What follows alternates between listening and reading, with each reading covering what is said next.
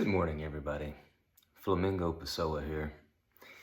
And this video is going to take on a different tone, probably than my previous video where I'm talking about compassion.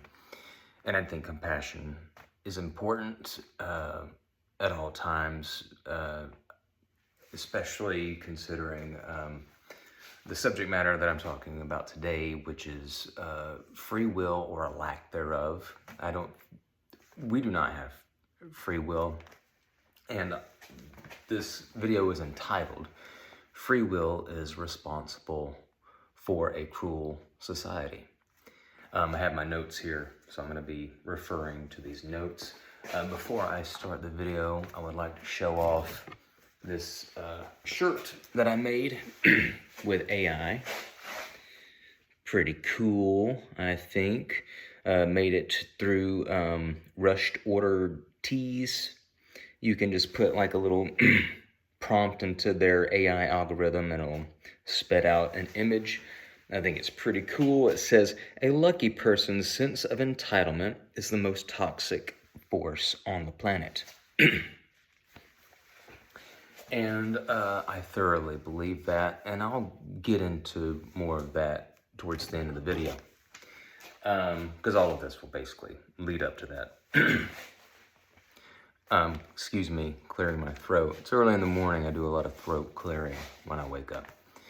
So, I'm going to try to freestyle as I read off these points, but I might not be clever enough to do that, so excuse me if I'm reading the notes. So first, I'm going to dispel the free will myth the best I can with the least amount of words as possible. And I think it's pretty simple. Your brain chooses, it creates the illusion of choice, but you do not choose the processes of your brain, okay? You cannot reach into your brain and mold it. Your brain is what it is, and those processes you have no control over, just as you don't have control over your heart and how it pumps blood. Your heart just does it, and then it gives you the life that it gives you, right? Just as your brain is going to do what it does, it's going to produce the choices or the illusion of choice that you will experience, and you will be a passenger, ultimately be a passenger to it. Now, in this illusion, even if you don't believe in free will, which I don't, this illusion will still be present, especially in the present moment. Whenever you are in the throes of deliberating between Coke or Pepsi, or, if you're part of a jury, whether somebody's guilty or innocent, is going to feel, the deliberation is going to feel like, oh, I'm choosing things, but there's a history of programming in your brain from either culture or your environment or your hormones or the mood from the day before. It's all going to coalesce into the present moment, and it's going to produce this illusion of choice. And that's where the illusion of free will be the strongest. But whenever you look into the past, and on your past choices, hindsight will be a little more accurate. As they say, hindsight is 20/20. You'll be like, oh, I was angry at that time, or I chose to be angry at that time. But you don't choose to be angry; you just are angry. Because I was hungry, right? I realize that now, right? In the moment, you probably didn't realize it. You weren't even thinking about it.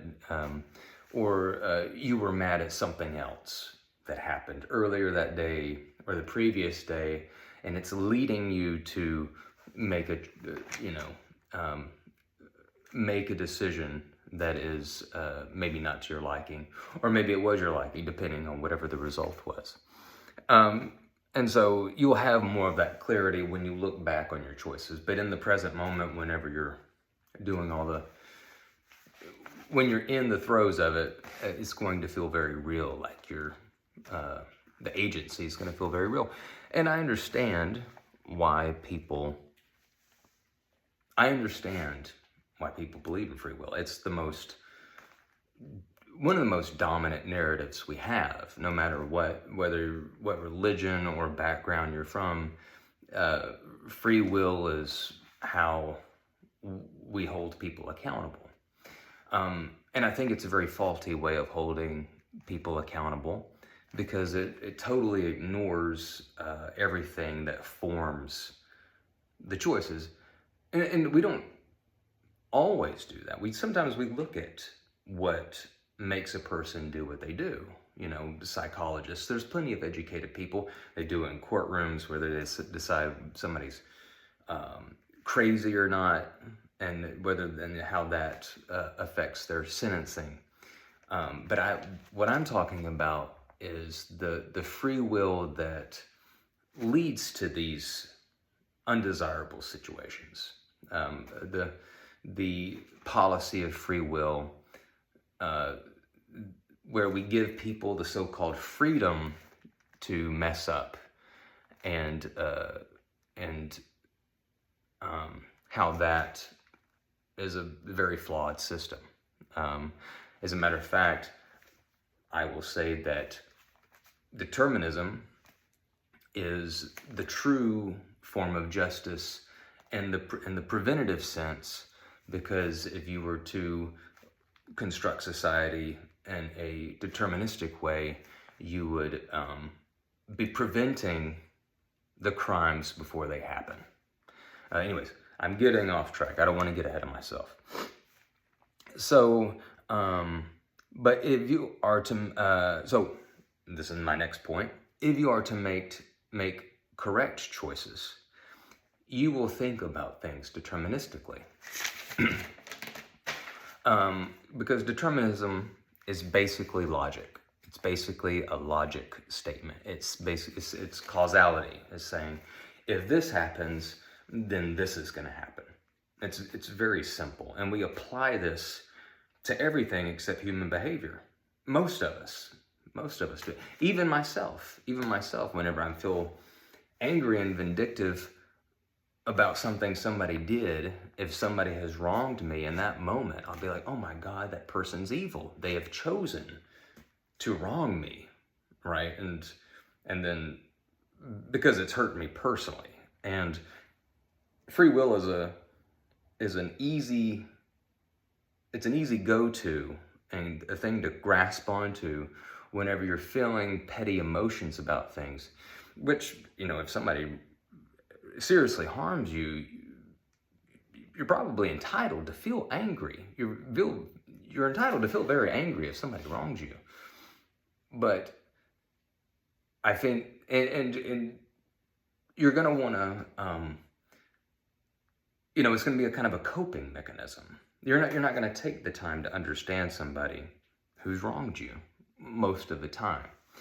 But I'm not talking so much about that. I'm talking more about the getting ahead of the wrongdoing through a deterministic,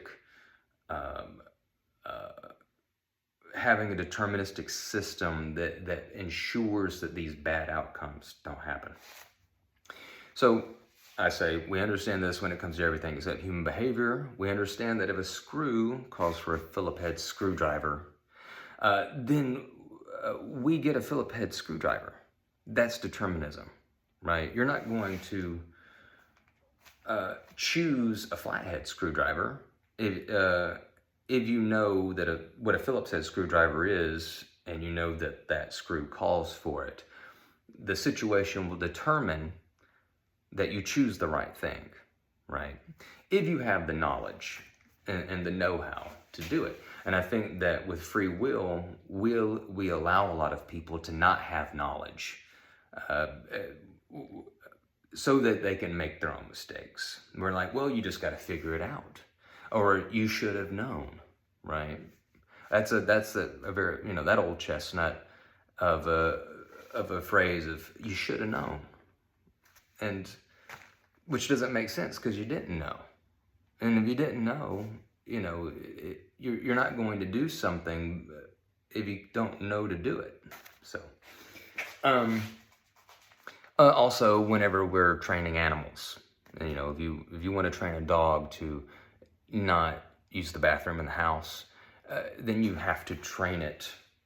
If a dog is using the bathroom in the house and you don't want that, then you train it to not do it. You don't just let the dog figure it out, right? Or say, oh, they should have known, because it's a dog. We know that. And humans also need to be trained. They also need to, we're all operating on programming. Parents know this, teachers know this. They know that we allow young kids to be trained. And I think there's the age of accountability is 18. Some people, well, I don't know if that's a thing, but I remember as somebody from the South, people be like, oh, they've turned 18. Now, everything that they do, whether they have the knowledge or not, is on their shoulders. They should have known. They should have been able to, they should have chosen to know the thing that they didn't know to have the outcome that they wanted. And if they had a bad outcome, well, that's their fault because they should have known. It doesn't make sense. So, now let's talk about humans. And this is where it gets complex. With humans, we got several things going on. We are in competition with each other, okay? Just like animals are. But we're fighting over resources. We're fighting over attention all the time. And everybody does this. Loved ones do it. And I think enemies do it, of course. But everybody is doing it. And it happens in very subtle ways. And it allows, free will allows this competition to operate under a smoke screen, right? But unlike animals, we justify our luck in procuring resources with the word deserve, okay? So, if an animal is lucky enough to be in the right, a wild animal, right? If a wild animal is lucky enough to be in the right part of the woods and they're lucky enough to not be killed by bigger predators and all of that, if an animal survives, there's a certain amount of luck to it because they got a lot of things bearing down on them. Now, of course, they might be a strong animal, but they're not going to be so much stronger, right? There's going to be a certain amount of luck that keeps an animal alive, right? They're instead of being in the wild, a bunny in the wild is going to have much less chance of surviving than a bunny that's like just hanging out in somebody's backyard, okay? They have the luck of being born around that neighborhood and, been able to munch on grandma's vegetables or whatever. But with humans, we think that a person's fate is deserved. We think that rich people deserve what they get, and we think that poor people deserve what they get. And this sense of deservedness is a determinism unto itself, which is why it's so toxic, because once you see that somebody has been struggling, and I've seen this a lot, especially as somebody who has struggled, people are comfortable with you continuing to struggle, right? And they're like, oh, well, this person has already been through it. They can go through it a little bit longer. And if somebody hasn't been through it and have had a very charmed life, I've noticed, and this might also be your observation, that people, they tend to want to keep that trajectory going for that person. They will support that trajectory. And that is a pressure that people that are at a disadvantage have to overcome. Is just the aura of disadvantage, which is why we have to fake it to make it. Why that's such a big thing, that we have to fake it to make it, is because you can't exude an aura of failure, and so you have to lie, which leads people to buy things they can't afford and go into debt and deceive themselves and others in a multitude of other ways. And then the third thing I had here was our sense of justice creates generational cruelty. Okay, so the opportunities that we deny people, it causes a snowball effect. And it's a very subtle and insidious, way of doing it. And it's insidious because the philosophy of free will confuses the issue of what's really going on with the person. And so the person has constantly got the responsibility of their fate on their shoulders, when in reality, they were born into probably a bad situation. They've had it's a run of bad luck. Somebody's had a run of bad luck, and when you've had a run of bad luck, it's really hard to have an about face on that and turn the ship around unless you have some really wildly good luck to counterbalance all of the bad luck, which rarely happens unless you win the lottery of some kind, or if there is an inheritance, or you marry well. So yeah, I mean, that's also a matter of luck. So okay, continuing, the biggest example of this is poverty. So poverty is seen as deserved by the free will acolyte. The poverty-stricken person is seen as too lazy or too unqualified to have their basic needs met. And not only that, they are choosing to be lazy, or they are choosing to be unqualified, which on the face of it sounds ridiculous. Why would somebody choose to be lazy? A lot of times I see so-called laziness as just being misguided, lost, or they just don't have the energy.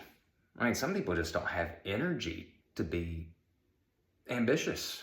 They have too many, they just have too many issues that their brain is chewing on, which affects their body,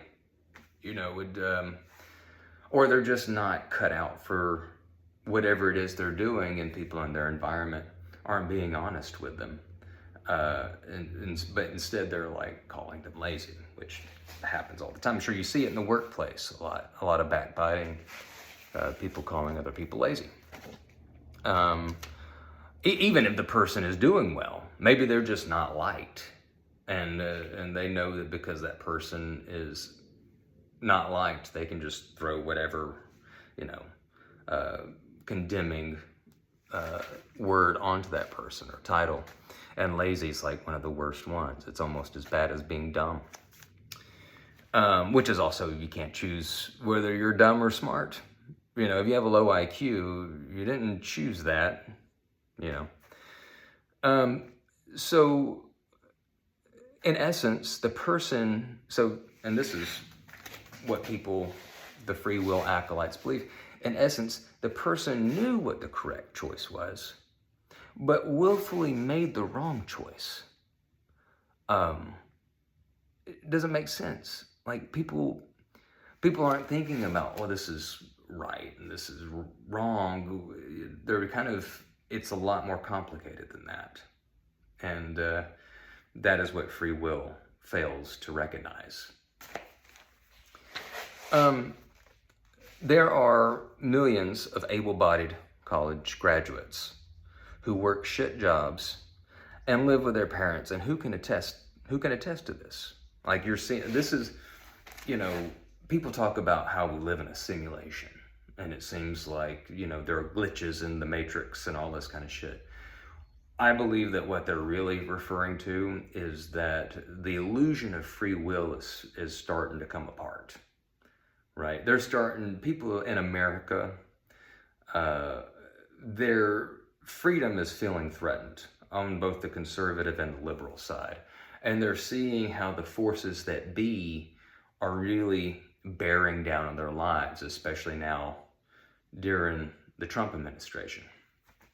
And I think that we've lived, in America, we've had this idea of freedom, and you can do whatever you want, man. You just got to go to college. You just got to try, and everything's going to work out. And I think that narrative is falling apart for a lot of people, unless you were born into wealth or born into a very lucky situation. So college graduates. So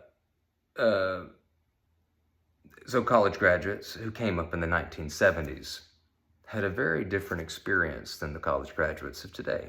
As a matter of fact, in the 1970s, you didn't even need a college degree to make it. You just had to be able-bodied and willing to work, right? Or able to work, not even willing, just able. See, there I go, right? Like, you just had to be able, like mentally stable enough and physically able to work.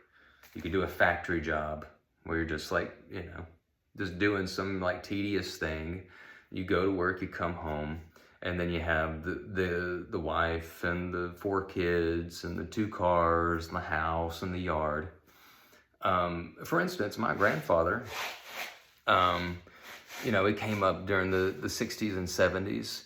He admitted to me that he didn't graduate from college, and he stumbled into careers such as being a sheriff, being a coroner, insurance salesman. All of these things paid for his family and his grandkids, and he had savings, and he never wanted for money. And he's able to own properties. These jobs weren't glamorous, and he just stumbled into them. And he didn't know what he wanted to do. And if he were to come up through this day and age, he would have been totally lost. And my grandfather had rickets, which is where your legs kind of bow out. It's like a degenerative thing with the legs. I don't think that I'm not sure he would have survived in this day and age. Maybe he would have. I don't know. But the thing, what I'm saying is he didn't put a lot of effort into making it. He just applied, right? He just did the basic point and click, looked in the paper. Back in the day, you could look in the newspaper, what job am I going to do? And he did that job. Okay. So, there was the next thing. There are a million ways you can look at our current situation deterministically, right? The global population, and our situation compared to the 1970s. The global population was barely 4 billion people in 1970. And it's more than double that now. So there's more competition. There's more bodies, humans, competing for space, competing for resources, competing for mates. And not only that, we're competing with robots and automation and AI now. So that's a whole new competition. That's not even human competition. So you have a lot more people than you did just, 50 years ago, 60 years ago. And you have double the amount of people. but you have a way less of a need for people. So you're bound to have a lot of people just kind of wandering around. Like, complaining about homelessness is really dumb if you know anything about the state of the world. Of course there's going to be homelessness. Of course there's going to be poverty. Because there's always been that anyways. But now that the situation is what it is, if you have just a basic understanding of things, it's like, duh. Yeah, there's going to be that. And as the oligarchy, the big rich people running things, as the oligarchy increasingly becomes authoritarian, entire demographics will be dislocated and disenfranchised to the point where slavery or criminality is the only option. Okay, and this is kind of what I'm getting to with this shirt. A lucky person's sense of entitlement is the most toxic force on the planet. A lucky person's sense of entitlement is way more dangerous than an unlucky person's sense of entitlement, because lucky people have more power. And when you have more power, you can do way more damage. And not only that, but you can get away with it. And then you can also scapegoat your victims way easier if you are super lucky. And by luck, I don't just mean being wealthy, but I mean having a lot of support, a lot of alliances. It can be popularity, it could be wealth, it can be good looks, and a lot of times these things they are interwoven, right? You have good looks, popularity, wealth. These three tend to go together in a lot of ways. So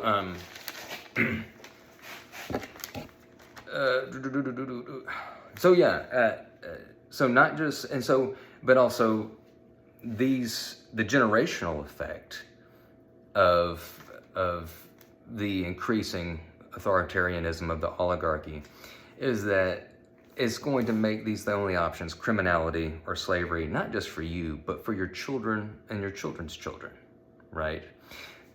The oligarchy, the lucky folks, and it's not all lucky people, but lucky people with such a strong sense of entitlement that they destroy the lives of other people. The war in Gaza is, that's a perfect example.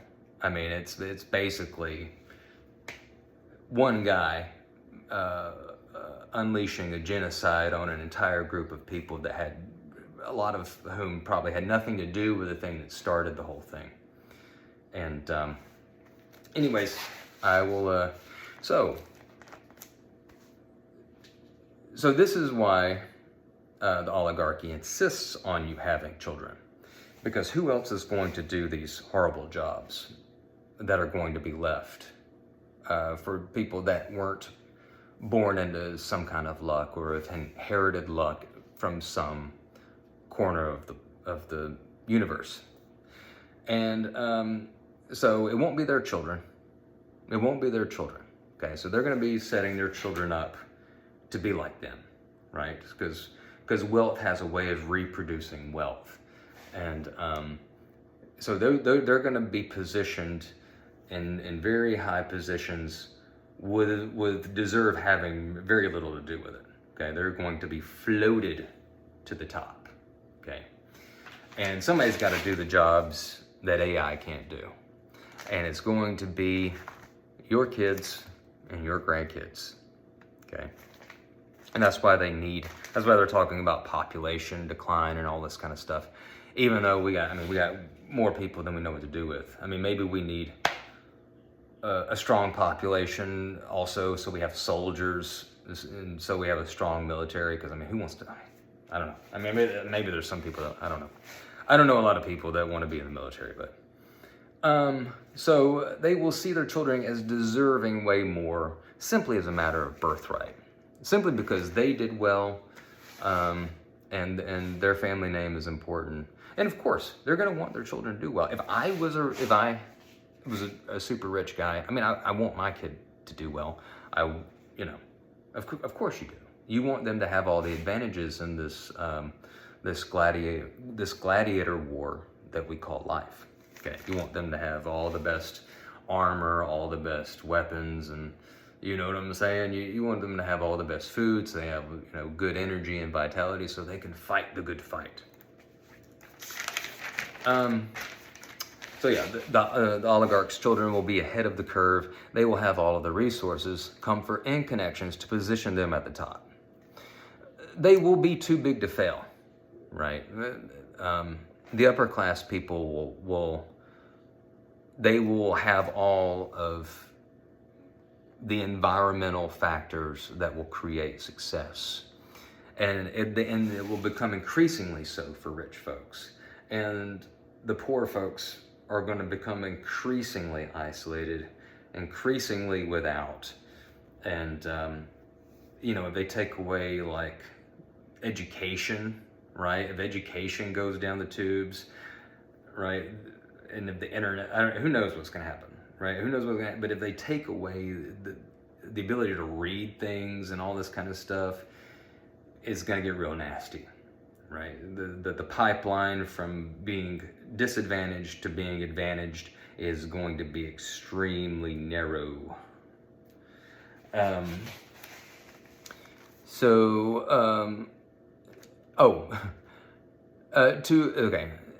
they will be too big to fail. Make the right choices, I said in here. Hell, oligarchs barely have to think. There's a song some rapper guy did. He said, when you're rich, you don't have to think, or something. That's where I took that from. I can't remember the name, but I heard it in a song, and that's right. Rich people, like, they're not stressing about their choices like you are. Okay, they don't experience the same stress, and so they're not going to engage in risky behaviors like somebody that's experiencing stress. They might engage in like risky behaviors in other ways, but they're not going to be stress related. It'll probably be like gambling with the stock market or whatever, or getting away with some kind of white collar crime because they're a bit of a psychopath. And psychopaths usually do pretty good. They tend to make it. And I think there's way more psychos out there than we know. I don't think they're as rare as we think. So as you agonize over whether to get groceries or gas or medication for your off-the-chart stress, they will be casually sliding around money they inherited in the stock market. As their wealth reproduces itself, your misery will reproduce itself. All the while, they will say you deserve your sorry fate. You chose wrong. You did wrong. You chose to have too many comforts, too many luxuries. You're spending too recklessly. You chose the wrong degree. You dummy. You chose, what, you got a degree in literature? Didn't you know that people don't read anymore? Right? It's all about AI or something. You should have gotten a tech job. Even though you're not suited for tech and you're not interested in tech, you should have gotten a tech job. Or you should have become a doctor, right? Because everybody should be a doctor. You should have either been a lawyer, a doctor, or a tech guy, right? What are you doing, right? You should have known those were your choice. You should have known. Should have known. And you chose to be stressed, right? Wait, why are you freaking out about?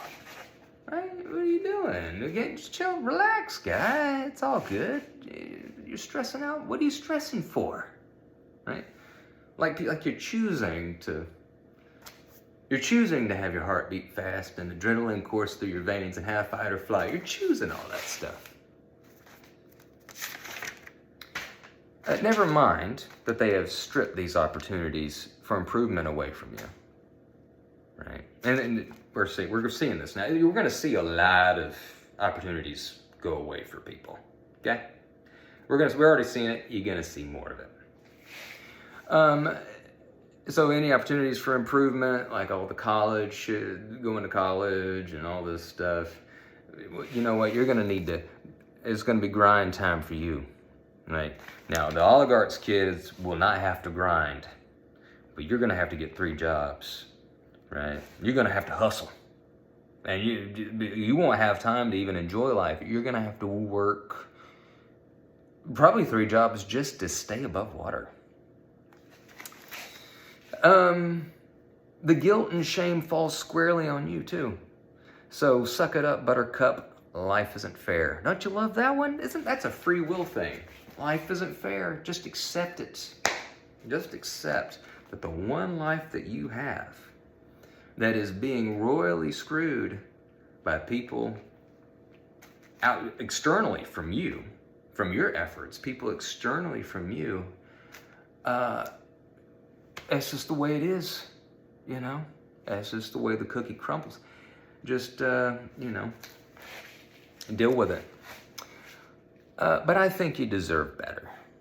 I think everybody deserves. I mean, this is as far as we know, the one life you got.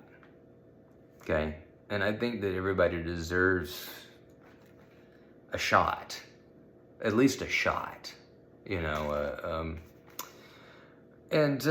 so how do you do that? Deterministically, of course. You take free will out of this equation. You can read Robert Sapolsky's Determined. You can read Sam Harris's book on free will. These two guys are way smarter than I am. Slavoj Žižek did a really, I'm currently reading now, it's a book about the idea of freedom, and kind of a very complicated, abstract idea that means. I mean, people kind of bandy that word about a lot, and I don't think they even know what it means. They just basically, I think freedom for a lot of people is the freedom to bully people when you want to. I think that's what it really means, honestly. And to not have the government or anybody tell you what to do. You know, you have the freedom to muscle people around if it is your will to do so. And by which I mean a much heavier dose, and deterministically implies socialism. Okay, I'm not talking full-blown communism. I'm not even talking full-blown socialism. But kind of more of like the socialism that we had, like Social Security and these safety nets, these social safety nets, these things that helped people that were disadvantaged. Even, minorities going to college and all that kind of stuff. All that stuff I support, and I think that should be strengthened. I think that we should really follow the Scandinavian model of socialism in this country.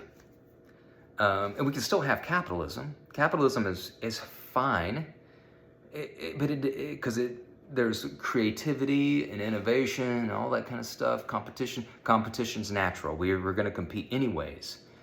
So I'm not saying that we should just be completely controlled by the government, but I think that we should base our policies on the empirical evidence. If it's been proven to succeed empirically, right? You look at all the happiest countries, they're all socialist countries. They're all Scandinavian, socialist-like capitalist countries, right? We got this idea that we need to have the opportunity to become gods, like Elon Musk. He doesn't need all that. And he only has all that. People like Elon Musk only have what they have because a lot of people are doing without. And that's going to create unhappiness. I think capitalism, I'm saying here, doesn't have to be masters and slaves. But enough socialism where if a person needs a Phillips head screwdriver, they know how to get one and can be taught how to use it. Right? I think even even more so than that. I think that, and that's a metaphor, right? It's like people giving people the tools to do the thing and making sure they are, they know how to do it. And I think that the government, parents know this. We expect parents to do this, okay, is to provide the tools and the knowledge to use the tools for their children so they can be successful. But not all people have that family structure, that family support. And I think that this is where government steps in. I mean, they are governing you. And as much as people hate government, you're always going to have a government. You're always going to have a government. You're always going to have people telling you what to do. So they might as well be good, right? They should at least be supportive and not exploiting you. They should at least be transparent and not keeping secrets from you, right? They should be giving you the tools to succeed and not, instead of taking them away from you, right? Basically, I'm saying your government should be good parents to their subjects, to their electorate. They should be serving the people. I don't think that's a tall order. And now, what we're doing now, leaving states to their own devices and natural disasters and pitting people against one another and taking away safety nets, taking away funds for like old folks' homes, taking away funding for like special needs. It's cruel. It's cruel. It's saying, well, they should have known. They should have saved up, right? They should have prepared. I had a conservative guy tell me whenever Trump came in office, he said, people die. They die. Death is natural. Now, of course, they wouldn't feel the same way about their own family. But he was coming from the perspective, he's like, well, me and mine are just fine. We have all the resources. If people die, well, hell, that's their fault. And that's just cruel. It's apathetic and cruel. And that's how they feel about you, right? That's how they feel about you. So yeah, free will should be erased as a useless and toxic concept. And we should be deterministically, logically troubleshooting a broken system that is churning out an increasing amount of bad luck. Poverty, bad luck being poverty, crime, disease, And we should redistribute the luck. It's not a new idea. Denmark, Sweden, Iceland, they're all doing that, right? They're happy, right? They're happy. They're in the one life they have. None of them are super mega rich gods, but they're happy, right? So, and they're creative too. They can still be creative. I mean, they produce, they're very creative people. So, redistribute the luck so everybody has a shot. Okay. This example I did, so like if Gary, Indiana, where Michael Jackson's from, Freddie Gibbs is from, very poor part of the country, churns out these unlucky traits, and poverty and violence and broken homes and all this kind of stuff, then we don't abandon Gary, Indiana, and leave it to its own faulty devices. We swoop in and pump a healthy dose of good luck into Gary, right? If we say that if the leaders of this country claim to care about this country, which currently they don't, if they claim to care about this country, then they would see the diseased parts of the country and then try to heal it. I think currently they're trying to they're hoping it dies off because that's the attitude. Well, sometimes you die, as long as it ain't me and mine. Yeah, so what you do this isn't new, you tax the lucky, and then you give some of that knowledge and resources to the unlucky Gary. Okay? You don't hoard all the resources for the lucky siblings and then let the unlucky sibling die off, right? We've moved beyond that as a society. I would like to think we're not living in the Wild West anymore. We're not hunters and gatherers. We've come. I would like to think we've come a long way, right? I would hope. So yeah, this is what government's supposed to do, in my opinion. This is what I would expect of parents. Basically, I expect okay, I already said that, but government should be good parents. I used attractiveness. As I said, you don't neglect your less attractive children for the more attractive children. Although that does happen. Parents play favorites. I mean, there's all sorts of stuff. I think that what's happening in the country is just a larger echo of what happens on smaller scales in a lot of ways. But because it does, parents do play favorites, although they might not admit it. But so you got to level the playing field by redistributing the luck. So yeah, that's all I've got for now. Oh, I actually wrote this. I may do another video with ideas on how to think deterministically. We got to battle it. We got to get free will out of here. We got to stop it. It's a very religious concept. It's deeply embedded in our society. I'm not going to do it, but I think that if this video, if it resonates with anybody, I encourage other people to make videos about the importance of determinism. Just make your own video. Because I think there is power. I've watched a lot of videos of other people talking about this, and it's very inspiring. And I think we just got to increase the voices about the merits of determinism, which there are many, because we see it in everything except with human behavior.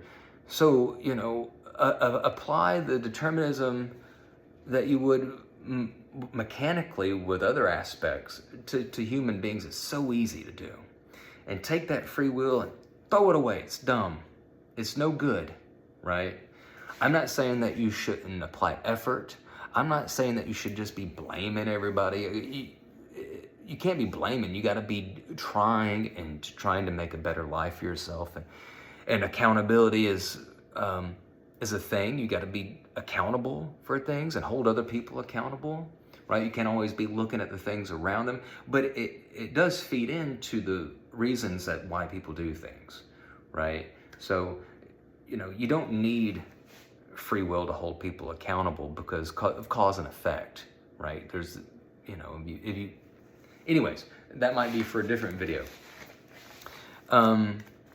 So yeah, and I already mentioned the books. The Slavoj Žižek book is called Freedom, a Disease Without a Cure. And that's not so much about it covers determinism, but it just kind of covers this idea of freedom, which is, I think, associated with free will, right? And then I wrote this. I've already kind of covered my shirt. Oh, in regards to my shirt, why do I think a lucky person's sense of entitlement is more dangerous than an unlucky person's? And this is what I'll close it out on. Because the luckier the person, the more power they have, and the more destruction and death they can cause. Not that they will cause it, but that they can cause it. And if they feel entitled to it, right? And you'd be surprised at the amount of lucky people that feel entitled to you being unlucky. And that's all I got for now. Till next time, Flamingo Pessoa. Signing out.